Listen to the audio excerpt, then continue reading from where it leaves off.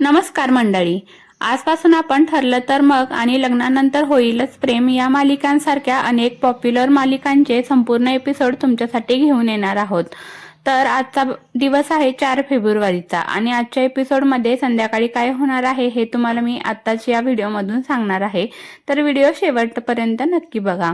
तर आजच्या एपिसोडची सुरुवात झालेली आहे. नंदिनीचा दरवाजा वाजतो आणि नंदिनी दरवाजा उघडायला येते. त्यावेळेस तिला दरवाजावरती गुड्डू दिसतो. त्याच्या हातामध्ये जीवाचं खूप सगळं सामान असतं. त्यावेळेस नंदिनी गुड्डूला विचारते हे सगळं काय आहे. त्यावेळेस गुड्डू म्हणतो, भाऊजी आम्ही गावाला चाललेलो आहोत आणि त्यामुळे हे जीवा भैयाचं सामान होतं. जे गिफ्ट त्यांनी तुमच्यासाठी तयार केलेलं होतं ते मी द्यायला आलेलो आहे. त्यावेळेस नंदिनी म्हणते, अहो गुड्डू काय झालं, तुम्ही असं अचानक गावाला का चाललेला आहात. त्यावेळेस गुड्डू म्हणतो की भाऊजी आता आमचे जीवा भैयाच इथे राहत नाही तर मी तरी राहून काय करू. त्यांच्या जाण्याने मला काही आवडलेलं नाहीये आणि हे जे गिफ्ट त्यांनी तयार केले होते तेच मी तुम्हाला देण्यासाठी आलेलो आहे. ते खरंच खूप चांगले होते पण तुम्ही काही त्यांना समजू शकले नाही. हे ऐकून नंदिनीला थोडंसं वेगळं वाटतं आणि गुड्डू असा का वागतो आहे हे तिला कळत नाही. गुड्डू अक्षरशः रडाईच्या गतीवरती आलेला असतो आणि तो म्हणतो की माझे भाऊजी म्हणतात की माणसाने जाण्या अगोदर मनामध्ये काहीही ठेवू नये. तर आज मी तुम्हाला माझ्या मनातील जे काही आहे ते सांगतो. तर जीवा भैया खोटे नाही आहेत. ते नेहमीच तुमच्याशी खरे वागलेले आहेत आणि त्यांनी जे काही केलेलं आहे म्हणजे आंघोळीचा जो व्हिडिओ पोस्ट केला होता तो त्यांनी केलेला नव्हता. तर तो मी दारूच्या नशेत असताना माझ्याकडून चुकून झालेला होता. त्यावेळेस नंदिनीला त्या मागचं व्हिडिओमधील सगळं आठवायला लागतं. पण त्या व्हिडिओमध्ये जीवाने सांगितलेलं असतं की तो व्हिडिओ त्याने पोस्ट केलाय. त्यावेळेस नंदिनी गुड्डूला विचारते की त्यांनी तर मला सांगितलं होतं की तो व्हिडिओ त्यांनी पोस्ट केला होता म्हणून. त्यावेळेस गुड्डू म्हणतो, नाही तो व्हिडिओ माझ्याकडून चुकून पोस्ट झाला होता पण माझी नोकरी जाऊ नये म्हणून जीवा भैया तुमच्याशी खोटं बोलले होते. हा शब्द ऐकून नंदिनीला खूपच आश्चर्याचा धक्का बसतो. त्यावेळेस गुड्डू म्हणतो, एवढंच नाही भाऊजी, तर त्यांनी अजूनही खोटं बोललं नव्हतं कारण ती फॅनची जी चिठ्ठी आली होती ती काही जीवा भैया तुम्हाला पाठवत नव्हते. ती खरोखरच त्यांच्या एका फॅनकडून तुमच्यासाठी आली होती पण माझ्या चुकीमुळे तुमच्या परत एकदा गैरसमज निर्माण झाले होते.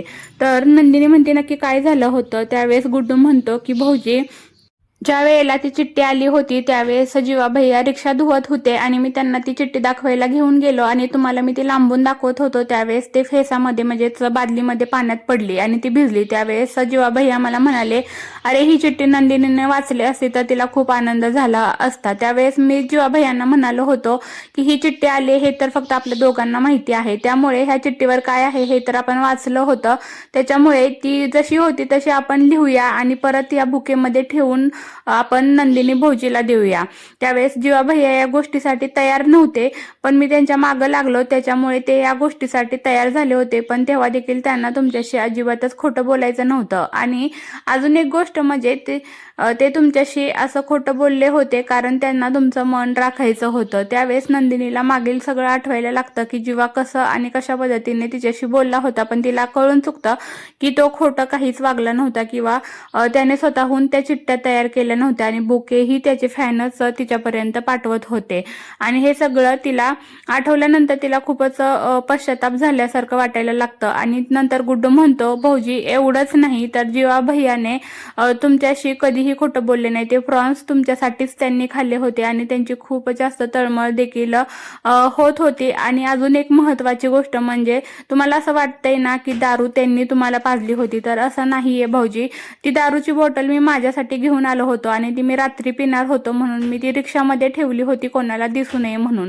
त्यावेळेस तुम्ही तिथे आलात आणि तुम्हाला जास्त तहान लागली होती म्हणून ती बॉटल तुम्ही उचललीत आणि तुम्ही स्वतःहून पेलीत. आणि तुम्हाला असं कसं वाटू शकतं की ती तुम्हाला जीवा भैयाने पाजलेली आहे म्हणून. तुम्ही एकदा आठवण्याचा प्रयत्न करा की ती बॉटल तुम्ही स्वतःहून पेली होती. त्यावेळेस नंदिनीला ते सगळं मागचं आठवतं आणि तिला कळतं की खरंच मी ती बॉटल पेली होती.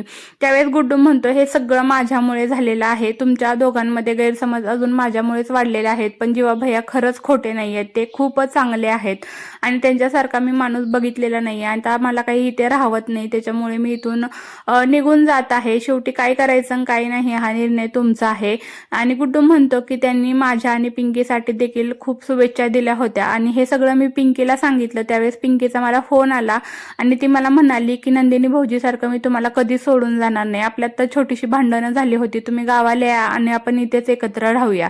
त्याच्यामुळे आता हे सगळं सोडून मी गावाला जात आहे. आणि खरंच मी पुन्हा एकदा मनातलं सांगतो की जीवा भैयाचा याच्यामध्ये काहीच दोष नाहीये. ते तुमच्यासाठी सगळं काही सहन करत होते, पण म्हणतात ना खऱ्या प्रेमाची किंमत नसते, तसंच तुमच्या बाबतीत झालेलं आहे. मी थोडं लहानतोंडी मोठा घास घेत असेल तरी तुम्ही चुकीचं मानू नका, पण हे सत्य आहे भाऊजी, असं गुड्डू म्हणतो. आणि तिथून तो जायला लागतो, म्हणजे रागारागातच निघून जातो. पण नंदिनीला खूप वाईट वाटतं आणि ते जीवाचं गिफ्ट असतो तो जाताना नंदिनीच्या हातामध्ये नंदिनीला हे सगळं ऐकून खूपच धक्का बसतो. पण जाताना गुड्डू म्हणतो, मालकीन माझं काही चुकलं असेल तर मला माफ करा, आणि तो तिथून निघून जातो. नंदिनी नंतर विचार करायला लागते की जीवाविषयी मी एवढा मोठा गैरसमज कसा निर्माण करून घेतला होता, ते खोटे नाहीयेत.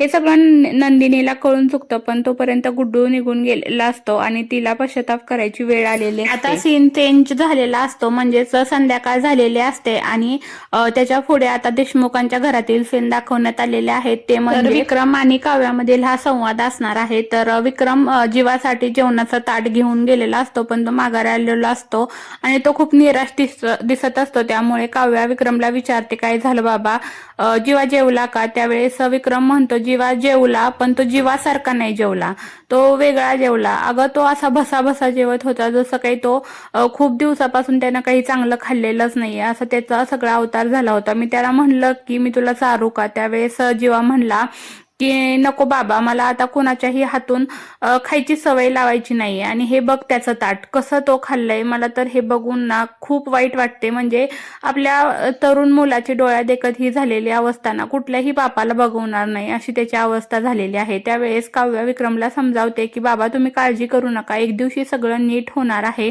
जीवा पण या धक्क्यातून नक्की सावरेल, तुम्ही एवढा विचार करू नका. तो मॅच्युअर आहे आणि थोडंसं त्याला ताईच्या वागण्याचं वाईट वाटलेलं आहे, त्याच्यामुळे तो असा वागतो आहे. पण थोडे दिवस गेले की सगळं ठीक होईल आणि ताई जीवाच्या बाबतीत असं काहीही होऊन देणार नाही.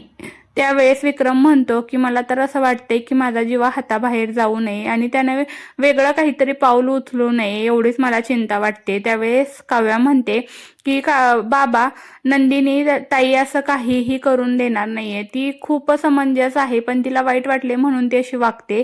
पण ती जीवाच्या बाबतीत असं कधीच होऊ देणार नाही, कारण तिचं जीवावरती प्रेम आहे आणि तिला जीवाची काळजी देखील आहे. त्याच्यामुळे थोड्या दिवसांनी का होईना हा रुसवा वगैरे सगळं निघून जाईल. तुम्ही खूपच विचार करताय. त्यावेळेस विक्रमला रडायला येतं आणि तो खूप पॅनिक होतो आणि त्याला समजत नाही काय करावं. त्यावेळेस काव्या म्हणते, बाबा तुम्ही इथे बसा, थोडं पाणी प्या, बसा.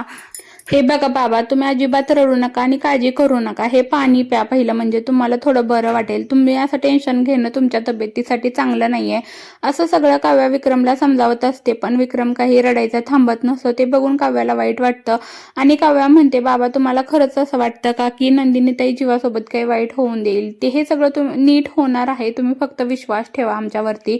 जीवा आणि मी हे सगळं नीट करण्याचा खूप प्रयत्न करतोय. त्यावेळेस काव्याला थोडं वेगळं वाटतं आणि ती म्हणते, तुम्हाला जर एवढं वाटत असेल तर मी जीवाशी बोलू का? म्हणजे तो माझ्या परीने मी त्याला समजावण्याचा प्रयत्न करेल आणि तो ऐकतोय का ते बघेल. त्यावेळेस विक्रम म्हणतो की जीवा तुझं आता खरंच ऐकेल का काही? त्यावेळेस मात्र काव्या गप्प होते आणि ती म्हणते, ठीक आहे, मी एकदा बोलून बघते की जीवाचं काय म्हणणं आहे आणि मी त्याला समजावण्याचा देखील प्रयत्न करते. मला मान्य आहे की तो आता खूप पॅनिक झालाय आणि त्याला या सगळ्याचं वाईट देखील वाटते, पण तो नक्की याच्यातून सावरेल, तुम्ही अजिबातच काळजी करू नका. विक्रमला समजावून काव्या जीवाशी बोलायला जाते आणि जीवाला समजावण्याचा प्रयत्न करत असते, पण जीवा काव्याचं काही ऐकून घ्यायला तयार नसतो आणि तो तिच्यावरती चिडून म्हणतो, काव्या तू माझ्या मागे मागे करू नको, मला काहीही ऐकायचं नाहीये. त्यावेळेस काव्या म्हणते, असं काय आहे, तू जीवाच आहेस ना नक्की? त्यावेळेस जीवा म्हणतो की अगं काव्या, मी आयुष्यात हारून गेलोय पूर्ण. त्यावेळेस काव्या जीवाला म्हणते, अरे तू जीवा देशमुखच आहेस ना, मी तुला असं हरलेलं कधीही बघितलं नाही. ह्या अगोदर तुझ्या आयुष्यात काही संकट आलेली नाहीयेत का? पण तू प्रत्येक गोष्टीवरती धीराने मात केलेली आहे.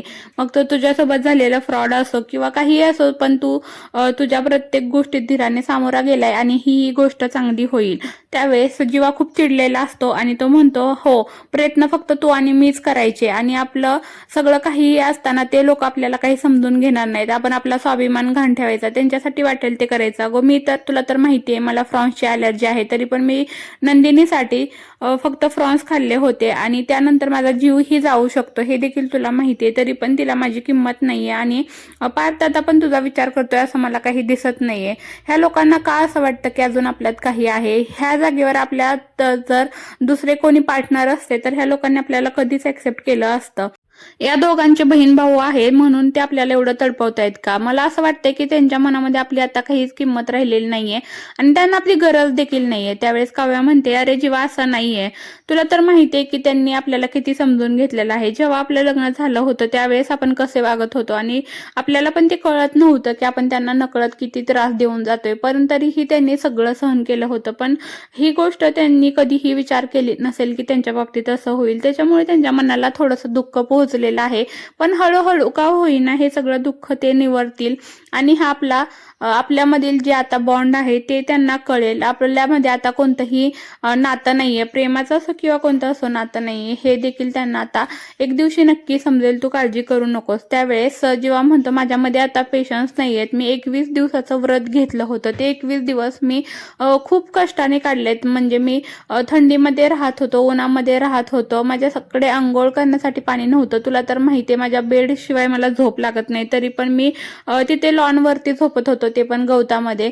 तर आणि हे सगळं मी नंदिनीसाठी करत होतो. पण मी खूप 21 दिवस तिला मिळवण्याचे प्रयत्न केलेले आहेत, पण तिचा इगोच एवढा मोठा आहे की तिला माझ्यासोबत यायचंच नव्हतं, त्याच्यामुळे ती काही आलेली नाहीये. त्याच्यामुळे मी आता प्रयत्न करायचं सोडून देणार आहे. तिला यायचं असेल तर ती येईल, नाही तर नाही येणार.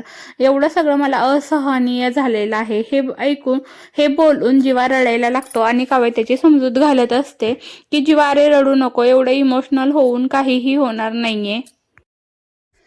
जीवाला असं इमोशनल झालेलं बघून काव्याला देखील खूप वाईट वाटतं आणि तो एका बाजूला जाऊन, खुर्चीच्या बाजूला जाऊन उभा राहून रडत असतो. त्यावेळेस काव्या त्याला समजावायला जाते आणि त्याला म्हणत असते की जीवा तू एवढा विचार करू नको, हे घे पाणी पी, म्हणजे तुला थोडं बरं वाटेल. पाणी पिल्यामुळे थोडासा तुझा ट्रेस कमी होईल आणि तू ह्या गोष्टीचा विचार कर आणि तू मला, अरे ज्या वेळेस मी धीर सोडला होता, मी संकटात होते, मी सगळं सोडून द्यायचा विचार करत होते, त्यावेळेस तूच तर मला धीर दिला होता, तुला काही आठवतंय का? त्यावेळेस जेव्हा म्हणतो, काव्या प्लीज तो विषय काढू नको, मला त्यावरती काहीही बोलायचं नाही आणि आता माझा त्या सगळ्या गोष्टींवरती तितका काही विश्वास राहिलेला नाहीये. तेव्हा काव्य हसून म्हणते, अरे वा जीवा, म्हणजे तू मला धीर देऊ शकतोस आणि जेव्हा स्वतःची वेळ येते त्यावेळेस तुझा विश्वासच उडून गेला ह्या सगळ्या गोष्टीवरून. तर असं नसतं रे, असं काही होत नाही या जगामध्ये. तर त्यावेळेस काव्या जीवाला समजावत असते की तू खरं स्ट्रेस घेऊ नकोस, तुला तर माहितीये पार्थचं माझ्यावरती हळूहळू प्रेम जडलं होतं, त्यामुळेच एकाने आपल्याविषयी कळल्यामुळे पार्थला वाईट वाटलं. तसंच नंदिनी ताईचं देखील आहे. पण हे दोघं बोलत असताना तिथे मागून पार्थ येतो आणि ह्या दोघांना एकत्र बोलताना बघून पार्थच्या पायाखालची जमीन हलते.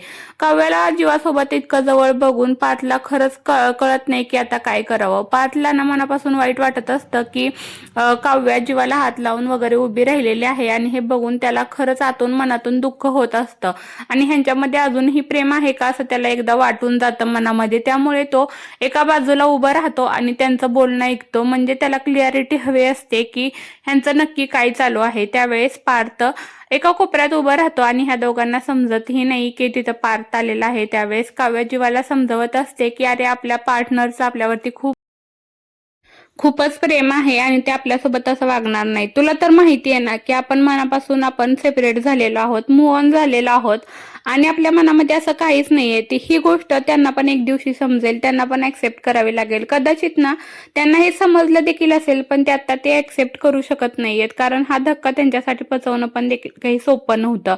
त्याच्यामुळेच हे होत असावं. अरे तू काळजी करू नकोस आणि रडू नकोस. त्यावेळेस काव्या जीवाला पाणी देते आणि म्हणते एवढं इमोशनल होऊ नकोस आणि इथे बस खाली आणि पाणी पी. त्यावेळेस जीवा काही तयार होत नसतो आणि काव्याला म्हणतो मी नाही बसणार. त्यावेळेस जबरदस्ती काव्या जीवाला खुर्चीवरती बसवते आणि समजावू लागते, अरे तुला तर माहितीये ना माझ्या आयुष्यात मागे काय झालं होतं. आपल्या गुरुजींनी भाकीत केलं होतं की पार्थ आणि रम्याचं लग्न होणार आहे. त्यावेळेस मी सगळे होप सोडले होते आणि मी देखील घरी परत जाण्याचा विचार केला होता. पण तू त्यावेळेस मला काय सांगितलं होतं, जॅपनीज मॅनिफेस्टेशन विषयी सांगितलं होतं. होतं आणि त्यामध्ये काय सांगितलं होतं की जी गोष्ट आपल्याला मिळणार आहे ती मिळाली आहे असं इमॅजिन करून राहणं. मग आता आपण ते नाही का करू शकत? म्हणजे आता जे आपल्या आयुष्यात नाहीये किंवा आपल्याला जे मिळवायचं आहे ते आपल्याला मिळालंय असं इमॅजिन करून राहण्यात जे सुख आहे ना, त्यामुळे कदाचित आपल्याला या गोष्टी मिळवणं अजूनच जास्त सोपं जाईल. आणि हे सगळं तर तूच मला सांगितलं होतं, मग आता तू का हे अंमलात आणत नाहीयेस? आणि त्या दोघांना असं बघून खरं तर पार्थला आतून खूप दुःख होत असतं, पण त्याला समजत नसतं काय करावं. पण ते दोघे बोलत असतात ते किती प्युअर आहे हे देखील पार्थला समजत असतं, पण काव्याचं असं जीवाच्या जवळ जाणं त्याला काही आवडत नसतं आणि ते बघून ना त्याचं मन आतून तुटत असतं. पण ते ते हे सगळं एका वेगळ्या भावनेतून म्हणजेच आतून मनातून बोलत होते, पण त्यांच्यामध्ये असं काहीही रिलेशन नाही जे पहिलं होतं हे देखील पार्थला समजत असतं. आणि काव्या जीवाला खूपच छानपणे समजावत असते की आपले पार्टनर हे एक दिवशी आपल्याला नक्की ॲक्सेप्ट करतील. आणि तुला तर माहिती आहे जॅपनीज मॅनिफेस्टेशन किती काम करतं. तू मला धीर दिला होतास म्हणून मी पार्थला सोडून हे घर सोडून परत माझ्या माहेरी गेले नाही. मी इथेच कायम आहे आणि अजूनही पार्थला मिळवण्याचा प्रयत्न करते. तर तूही धीर सोडू नको आणि असं समजून राहा की नंदिनी ताई तुझ्या आयुष्यात आहे आणि ती तुला मिळालेलीच आहे आणि ती तुला एक दिवशी नक्की मिळणार आहे. फक्त काय आहे जे हे गैरसमजाचं जे वादळ आहे ना ते संपू देत. आता तो असं समज की आपला एक मोठा वनवास सुरू आहे. आपल्या पार्टनर पासून दूर राहण्याचा हा वनवासाचा भाग आहे आणि ज्या वेळेस आपले लाईफ पार्टनर आपल्याला एकत्र ऍक्सेप्ट करतील त्यावेळेस ना आपल्या जीवनात फक्त आनंद आनंद आणि आनंदच असेल आणि आपल्याला कुठल्याही ह्या वनवासाचा परत आपल्याला काही त्रास होणार नाही. हे दिवस आत्ताच आहेत, हा वनवास देखील तू एन्जॉय कर. आणि आपल्याला हे देखील माहिती आहे आणि आपल्या जीवनाचा हा फंड आहे, नियम आहे असं देखील तू म्हणू शकतोस की जे आपलं आहे ते आपल्याला मिळणारच आहे. हे आपल्या दोघांचंही वाक्य आहे, हे तुला माहितीये. तू मग कशासाठी एवढी काळजी करतोयस असं जीवाच्या आतुरतेनं खूप आतून काव्या जीवाला समजवत असते. पण पार्थ हे सगळं ऐकत देखील असतो आणि बघत असतो आणि त्याला समजून जातं की या दोघांच्या मनामध्ये आता एकमेकांविषयी प्रेम नाहीये आणि हे खरंच मूव ऑन झालेले आहेत. आणि त्या दोघांना एकत्र बघून त्याला त्रास जरी झालेला असला तरी तो हे सगळं फेस करू शकतो आणि त्या दोघांमध्ये दीर आणि वहिनीचं नातं आहे हे ते आता त्याला कळून चुकतं आणि तो खरंच खूप इमोशनल होतो आणि त्यांचा देखील विचार करतो, कारण त्याला भूतकाळातल्या गोष्टी आठवतात. ज्यावेळी नंदिनी आणि तो एकत्र असतो त्याच्या मनात येऊन जातं की खरंच काव्या आणि जीवाला देखील आमचा भूतकाळ माहिती होता. फक्त असं होतं की नंदिनी आणि माझा देखील एक भूतकाळ होता आणि तो जगजाहीर होता इतकंच, पण तो ऍक्सेप्ट त्या दोघांनी किती इझिली केला असं सगळं त्याच्या मनामध्ये येत असतं. आणि तो पटकन नंदिनीकडे जायचं ठरवतो आणि तिला हे सगळं सांगायचं देखील ठरवतो. तर दुसरीकडे पार्थ पटकन गाडी काढून नंदिनीच्या घरी जायचं ठरवतो आणि गाडीमध्ये बसल्या बसल्या त्याला ते जीवा आणि काव्याचं जवळ असणंच आठवत असतं. पण त्याच्या मनात हाही विचार होता की नंदिनी आणि मी पण एकत्र होतो त्यावेळेस जीवाला आणि काव्याला काय वाटलं असेल. तर दुसरीकडे नंदिनी तिच्या गॅलरीमध्ये उभी राहिलेली असते आणि तिची वडणी कपडे सुकलेली काढून घेत असताना गॅलरीमधून खाली पडते आणि तिला ते आठवतं की मागे एकदा पण तिची ओढणी जीवाच्या अंगावरती अशीच पडली होती. जीवा इथेच गॅलरीत होते आणि हे सगळं तिला आठवायला लागते. जीवाचा हसरा चेहरा हे सगळं त्याला आठवायला लागतं आणि त्यांचं फेवरेट एक गाणं ते देखील मागे प्ले होत असतं आणि त्या गाण्यामध्येच हे सगळं तिला दिसत असतं. इथे कोणताही संवाद नाहीये, पण जीवाचं असं रिकामपण देखील तिला नकोसं वाटत असतं. त्यामुळे ती पटकन घरामध्ये निघून जाते. पण हे सगळं ना ती घरामध्ये जरी निघून गेली तरी जीवाचं रोजचं त्या बागेत असणं, त्याचं वावरणं, त्याचं हसणं, त्याचं बोलणं सगळंच काही तिच्या डोळ्यासमोर असतं. तिला ते आता सहनीय होतं आणि त्याच्यामुळे ती पटकन घरामध्ये जाते, म्हणजेच तिच्या रूममध्ये जाते आणि तिला आठवतं की आता बाहेर तर लॉन मोकळाच आहे, तिथे जीवा नाहीये. त्याच्यामुळे तिला खूपच एकटं एकटं वाटत असतं. पण ती रूम मध्ये असूनही ती तिच्यामध्ये नसते. ती जेव्हा आरशापुढे उभी राहते त्यावेळेस तिला देखील तिथे जीवाच आठवत असतो आणि ती स्वतःला पाहून तिला असं वाटत असतं की कसे होते जीवा, ते असं खोटं नव्हते वागले, माझाच किती मोठा गैरसमज झाला होता, मी असं नव्हतं वागायला हवं होतं.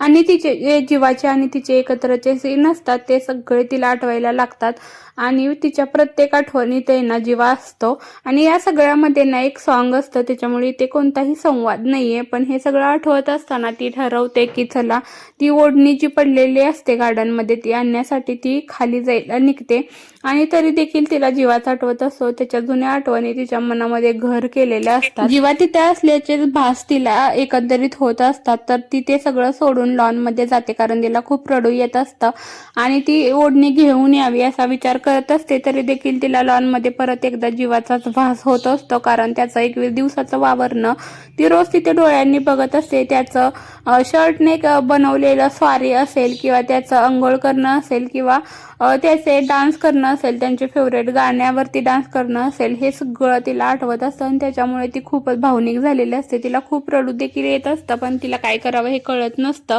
आणि हे बॅकग्राऊंडचं सगळं आहे ना, तिला फ्लॅशबॅकमध्ये सगळं आठवत असतं आणि तिला अजून अजून रडू येतं आणि तिला असं वाटतं की मी का जीवाला जाऊ दिलं असेल. आणि तेवढ्यात त्या समोरून एक गाडी येते. गाडीचा फ्लॅश नंदिनीच्या चेहऱ्यावरती पडतो आणि तिला असं वाटतं की खरंच जीवा आला की काय, म्हणून तिला खूप आनंद होतो आणि ती ओरडत गाडीकडे जाते की जीवा आले, जीवा आले. पण ज्यावेळेस गाडीचं दार उघडतं आणि त्यातून पार्थ निघतो, त्यावेळेस तिला थोडंसं वाईट देखील वाटतं की जीवा नाही आले, म्हणून ती थोडीशी सॅड होते. आणि पार्थ आणि ते दोघे पार्थ नंदिनीच्या दिशेने जातो आणि ते बोलायला सुरुवात करतात. पार्थ हळूच नंदिनीला म्हणतो की नंदिनी, तुम्ही कशा आहात? त्यावरती नंदिनी काहीच बोलत नाही. त्याच्यामुळे पार्थ म्हणतो, नंदिनी, मी इथे जीवाचा भाऊ बनून आलेलो नाहीये, त्याच्यामुळे तुम्ही काही काळजी करू नका किंवा तुम्ही असं का वागला याविषयी मी तुम्हाला काहीही प्रश्न विचारणार नाहीये. त्यावेळेस नंदिनी म्हणते ठीक आहे. आणि त्यावेळेस पार्थ नंदिनीला म्हणतो की तुम्हाला आठवतंय का, आपण एकमेकांना फ्रेंडशिप बँड बांधला होता आणि आपल्यामध्ये मैत्री ही झाली होती. तसंच आपला एक भूतकाळ देखील होता. आपलं लग्न ठरलं होतं आणि लग्न ठरलेल्या कपलमध्ये हळूहळू खरंच प्रेम फुलायला लागतं. सौम्य होई का होईना, पण आपल्यामध्ये एक छोटासा काळ आणि आपला तो भूतकाळ देखील होता. हे तुम्हाला आठवतंय का? ते क्षण खूप चांगले होते. तर त्यावेळेस नंदिनी म्हणते, हो आठवतंय मला सगळं, आपला देखील भूतकाळ होता. आणि त्यावेळेस पार्थ म्हणतो, पण हे सगळं जीवा आणि काव्याला देखील माहित होतं. आपण रात्रीचे एकत्र बसायचो, बसून कॉफी प्यायचो, एकमेकांचं विचार जे आहेत आपल्या मनामध्ये जे काही आहे ते सगळं आपण एकमेकांशी शेअर करायचो. कारण ज्यावेळेस आपण रूममध्ये असायचो त्यावेळेस तुमच्याशी जीवा आणि माझ्याशी काव्या काही नीट वागत नव्हते, तरी पण आपण त्यांना समजून घेण्यासाठी आपण एकमेकांना आधार देत होतो, एकमेकांशी बोलत होतो. पुढे काय करायचं काही नाही ह्याच्यावरती एकत्र बसून विचार करत होतो. रात्री अपरात्री आपण एकत्र बसलेलं देखील जीवाने आणि काव्याने आपल्याला बघितलं होतं, पण त्यांनी कधीच असा आपल्याविषयी गैरसमज नाही करून घेतला की ह्यांचा देखील एक भूतकाळ होता, मग हे दोघे एकत्र तर नाही आहेत ना, असं कधीच त्यांच्या मनामध्ये आलं नाही. आणि ते दोघे यांनी आपल्याला असं कधीच जाणवू दिलं नाही, कारण त्यांना माहिती होतं की आपल्यामध्ये तसं काही नाहीये, आपण समजूतदार आहोत आणि मॅच्युअरली आपण या सगळ्यातून बाहेर पडलोय हे देखील त्यांना माहिती होतं. त्यामुळे कदाचित त्यांनी आपल्यावरती कधीही प्रश्न उभे केले नसावे ते. आणि आपलं हे असं असणं हे देखील त्यांना कुठेतरी खटकत असेलच की, किंवा नसलं खटकत तरी पण नाही का ना, त्यांच्या मनात असं कधी आलं नाही. त्यावेळेस नंदिनी म्हणते, हो हे सगळं तर खरं आहे, पण तुम्ही हे सगळं आत्ता मला का सांगताय आणि तुम्हाला हे सगळं आत्ता अचानक असं का आठवतंय? त्यावेळेस पार्थ म्हणतो की आता मी माझ्या स्वतःच्या डोळ्यांनी जीवा आणि काव्याला एकत्र बघून आलोय. ते एकमेकांसमोर बसले होते, एकमेकांशी बोलत होते आणि त्यांच्यामध्ये जो संवाद चालू होता तो देखील मी पूर्ण ऐकला होता. त्यावेळेस नंदिनीला खरंच आश्चर्य वाटतं की असं ते दोघे काय बोलत असतील म्हणून. त्यावेळेस पार्थ म्हणतो की हो, ते देखील आपल्यासारखंच बोलत होते, त्यांच्यामध्ये देखील काहीही नाहीये, ते एकमेकांशी मॅच्युअरली बोलत होते, एकमेकांना धीर देत होते. हे सगळं मी त्यांच्यापर्यंत ऐकलं, पण त्या दोघांना एकत्र बघून माझ्या मनामध्ये हा विषय आला की ते आपल्या दोघांना एकत्र बघून त्यांना पण असं कधीतरी वाटलं असेल ना की ह्यांचा पण पास्ट होता म्हणून, पण त्यांनी आपल्याला ते कधीच नाही दाखवून दिलं. नंदिनी, तुम्हाला खरंच असं वाटतं का की त्या दोघांमध्ये आता काय आहे? मला तर अजिबात असं वाटत नाहीये. त्याच्यामुळे ना आपण त्यांना माफ करायला हवं. आणि नंदिनी, तुम्हाला याविषयी काय वाटतं हे प्लीज तुम्ही मला सांगा, कारण ना मला आता कळून चुकलेलं आहे की त्यांच्यामध्ये तसं काही नातं नाहीये. ह्या वेळेस ना नंदिनी म्हणते, हो, हे तर आहे. मला पण ते जाणवते कारण जीवांनी मला मिळवण्यासाठी खूपच प्रयत्न केलेला आहे आणि काव्याने पण तुम्हाला मिळवण्यासाठी खूप प्रयत्न केलेत. त्याच्यामुळे त्यांच्यामध्ये काही नसावं, पण तो जे त्यांनी विश्वासघात केलेला आहे. आपल्याला त्यांनी अगोदरच हे सगळं सांगायला हवं होतं. ह्याचं काय? हे माझ्या मनातून जात नाहीये. मी सगळ्या गोष्टी आयुष्यामध्ये सहन करू शकते, पण विश्वासघात नाही सहन करू शकत. हे पाचला ती सांगत असते आणि इथेच भागाचा शेवट होतो आणि पुढील भागामध्ये जे दाखवलेलं आहे छोटंसं, म्हणजे जे काही आहे ते तुम्हाला मी छोट्या प्रोमोद्वारे एका छोट्या क्लिपमध्ये दाखवणार आहे. तर हा पूर्ण एपिसोड होता. तुम्हाला कसा ह्याचा एक्सपिरियन्स वाटला हे देखील मला सांगा. आणि मी पहिल्यांदा एडिट केलेला आहे व्हिडिओ एवढा मोठा, त्याच्यामुळे ह्याचे स्क्रीनशॉट्स थोडेसे ब्लर झालेले आहेत, तेवढं पण समजून घ्या. तर चला, उद्या एका नवीन एपिसोडमध्ये भेटूया. तोपर्यंत बाय बाय.